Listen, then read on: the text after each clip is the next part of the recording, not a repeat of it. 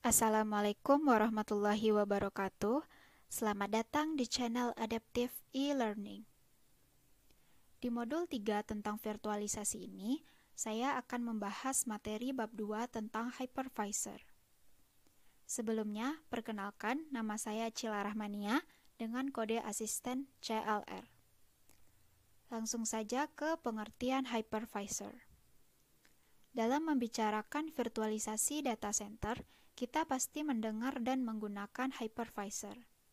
Hypervisor merupakan aplikasi ataupun perangkat keras yang dapat membuat, menjalankan, dan melakukan manajemen virtual machine. Hypervisor juga dapat dikatakan sebuah teknik virtualisasi yang memungkinkan beberapa operating system untuk berjalan bersamaan pada sebuah host. Selanjutnya yaitu tipe hypervisor. Ada dua jenis tipe hypervisor. Yang pertama yaitu hypervisor tipe 1 atau bare metal architecture. Hypervisor tipe ini berjalan langsung di atas perangkat keras server. Artinya, tidak diperlukan sistem operasi lain untuk menjalankan hypervisor tipe 1 ini. Dengan begitu, hypervisor memiliki akses langsung ke hardware tanpa harus melewati OS. Contoh hypervisor tipe 1 adalah VMware ESXi. Kalau dilihat dari teknik virtualisasi yang digunakan, jenis 1 ini adalah jenis hardware assisted. Yang kedua yaitu hypervisor tipe 2 atau host architecture.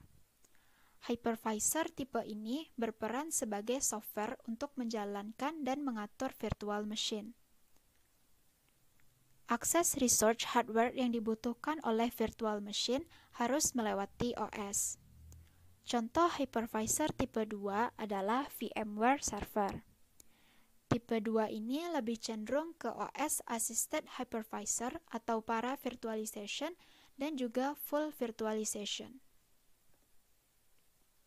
Selanjutnya yaitu macam-macam software hypervisor. Yang pertama yaitu VMware.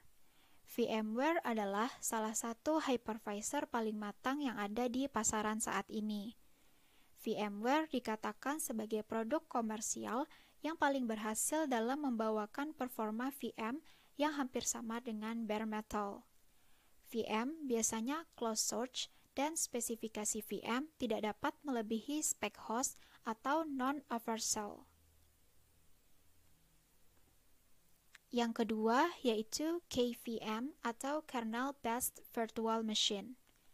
KVM merupakan sebuah hypervisor virtualisasi open source yang pertama kali ada di kernel Linux pada Februari 2007. Dan pada saat sekarang, KVM merupakan hypervisor yang matang dan paling banyak dipakai untuk urusan virtualisasi. Untuk menjalankannya, umumnya KVM dipakai dengan menggunakan OS Linux sebagai host machine-nya. Karena KVM merupakan teknologi virtualisasi penuh, maka agar KVM dapat berjalan, diperlukan dukungan teknologi ekstensi virtualisasi Intel VT atau AMD V di prosesor. KVM biasanya open source dan spesifikasi VM tidak dapat melebihi spek host atau non-oversell. Yang ketiga yaitu Xen. Xen merupakan hypervisor virtualisasi open source. Xen sendiri dapat menjalankan dua macam virtualisasi dalam satu host, yaitu Xen Paravirtualization atau PV, yang bekerja layaknya container dan hanya mendukung OS berbasis Linux. Dan yang kedua yaitu Xen Full Virtualization atau HVM yang dapat menjalankan OS berbasis Linux dan Windows. Yang keempat yaitu OpenVZ. OpenVZ merupakan platform virtualisasi berbasis Linux.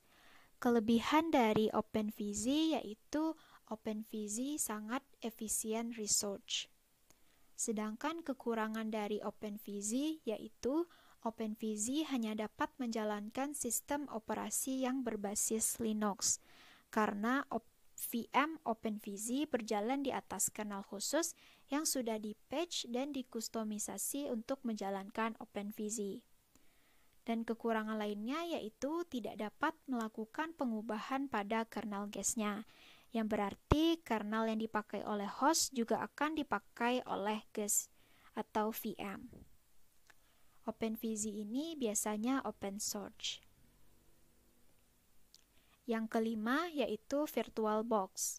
Software ini cukup populer sebagai virtual machine x86 yang memiliki banyak fitur dan mudah digunakan.